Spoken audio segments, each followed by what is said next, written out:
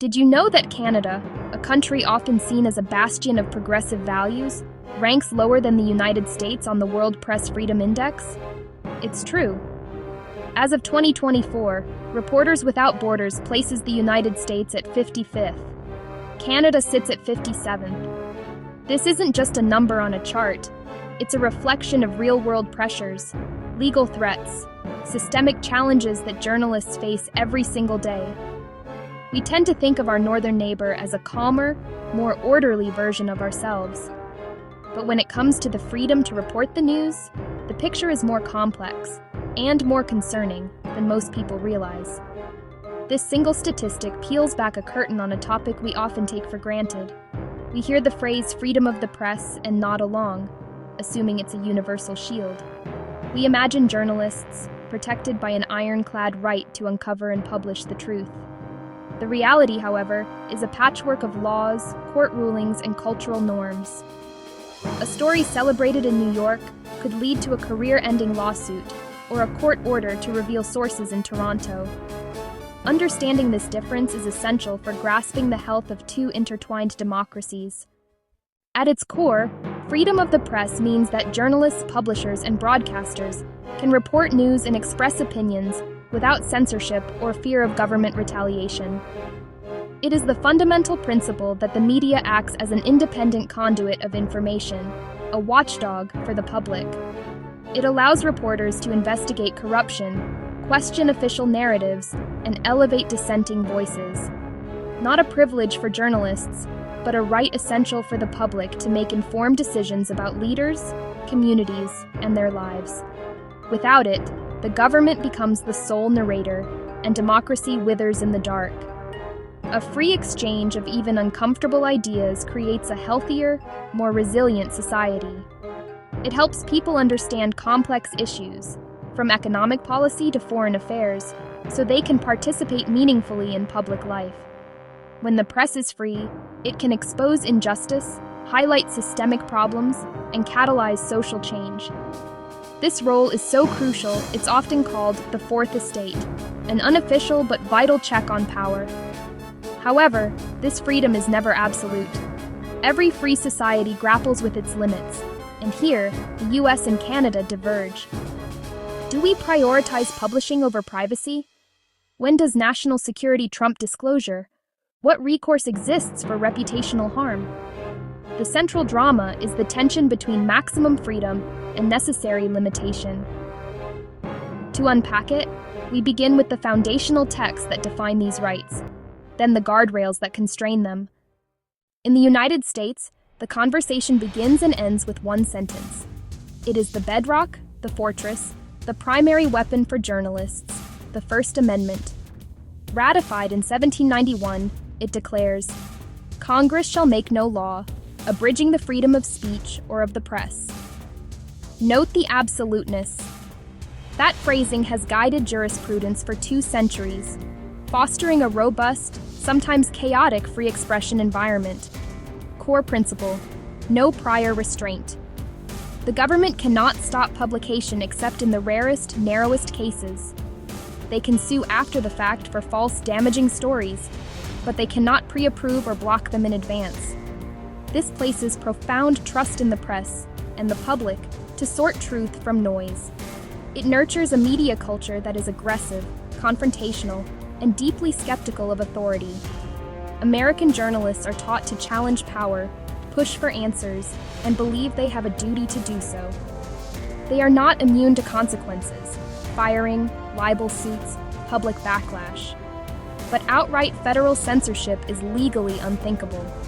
This space enabled journalism that toppled presidents and exposed corporate malfeasance. Exceptions, defamation, incitement, obscenity, exist, but with very high standards. Despite digital-era complexity, the default is freedom to speak, to publish, to hold power to account. No single event better illustrates the raw power of the First Amendment than the Pentagon Papers case. In 1971, Daniel Ellsberg leaked a classified history of the Vietnam War to the New York Times. It revealed administrations had misled Congress and the public. The government sought to stop further publication, Classic prior restraint. The case rocketed to the Supreme Court in weeks. Would the court accept a claim of grave harm or uphold the press's right to publish? In a 6-3 decision, the court sided with the newspapers. It affirmed a heavy presumption against prior restraint. In the First Amendment, the founders gave the free press the protection it must have to fulfill its essential role. The press was to serve the governed, not the governors. Vague appeals to security cannot override the fundamental law. The decision emboldened investigations, paving the way for Watergate and beyond. Even as leakers face prosecution, the ruling remains a bulwark against direct censorship. The message resonates. The public's right to know about government actions is paramount. The press informs. The government gets out of the way. Across the border in Canada, the legal foundation looks different. Section 2B of the Charter protects freedom of expression, the press, and other media. But Section 1 declares rights are subject to reasonable limits, demonstrably justified in a free and democratic society. Unlike American no-law absolutism, Canadian courts balance rights against goals like reputation, safety, and national security.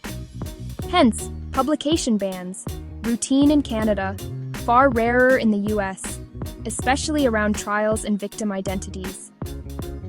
This reflects a broader cultural difference: individual liberty versus collective well-being and social order. For years, strict libel laws chilled Canadian investigations. Minor errors could mean massive damages. In 2009, the Supreme Court reshaped defamation law with Grant versus Torstar. A story on a controversial lakefront project prompted a libel suit by Peter Grant. The court created a new defense: responsible communication on matters of public interest.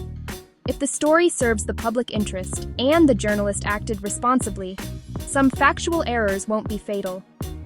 It's Canada's answer to actual malice, less protective than the US, but a crucial balance. It gave journalists breathing room while maintaining high professional standards. A massive victory for investigative reporting, tailored to Canadian values of balance and accountability. In Canada, rights are not a fortress, but a calibrated scale, always weighing context and consequence. The US says no law, Canada says reasonable limits. That textual gap creates a massive practical divergence. US, strong presumption against interference. Canada, frequent balancing, sometimes prior restraint. Publication bans, routine tool in Canada, extreme rarity in the US defamation. US requires public figures to prove actual malice, an incredibly high bar. Canada focuses on diligence and public interest. Libel suits remain more winnable than in the US sources. No US federal shield law, but 49 states and DC offer protections. Canada uses case-by-case privilege. Judges can compel. Result: American reporters feel secure to publish. Canadian reporters often anticipate bans or source orders. Both countries value a free press as a democratic cornerstone. Both wrestle with secrecy versus the public's right to know, an uneasy, ongoing balance. Both face economic collapse of local news, chilling coverage as surely as any law. Both face rising harassment and distrust amid polarization. Different tools, similar fights, speaking truth to power in complex democracies. Those differences shape the stories you ultimately see, and the power you can hold to account. Consider Marie Maud Dennis, an investigative journalist for Radio Canada. She covered corruption in Quebec's construction industry. In 2017, police secretly tracked her phone records to unmask sources. Warrants approved, relationships exposed. The case sent shockwaves, highlighting weak source protections under Canadian law. In 2018, the DOJ seized years of phone and email records from journalist Ali Watkins amid a leaks probe. Outcry reframed it as a violation of norms and guidelines, later strengthened under the Biden administration. Local U.S. reporter, high actual malice bar means tough, expensive suits, but publishing feels constitutionally secure. Canadian counterpart, story may run, but cautiously, prepared to prove diligence under responsible communication. The media watchdog's leash is held differently in each country, shaping decisions under daily pressure. Journalists weigh law, risk, and duty, choices that determine the news you receive. Their freedom is a negotiation with power, tested in courts, tested in newsrooms, tested every day. Press freedom in North America is no monolith. The U.S. offers a powerful shield against prior restraint and strong protection from libel suits for public figures. Canada embraces balance, reasonable limits, court leeway, and a diligence-based libel defense. Both nations see the press as essential, but face economic threats, public distrust, and government secrecy fights. Neither system is perfect. American media can feel reckless, Canadian media overly cautious. This matters to you. The press exposes corruption, uncovers risks, explains policy, and informs your vote. When press freedom weakens, through law, lawsuits, or collapse, you are left in the dark. Support it. Pay for quality journalism. Read widely. Speak out against intimidation. Demand transparency. Back protective laws. The press is your watchdog. On too short a leash, it cannot protect the house. I leave you with a question. American near absolute freedom, or Canadian balance and reasonable limits? Your answer will shape the future of your news and your society. Final.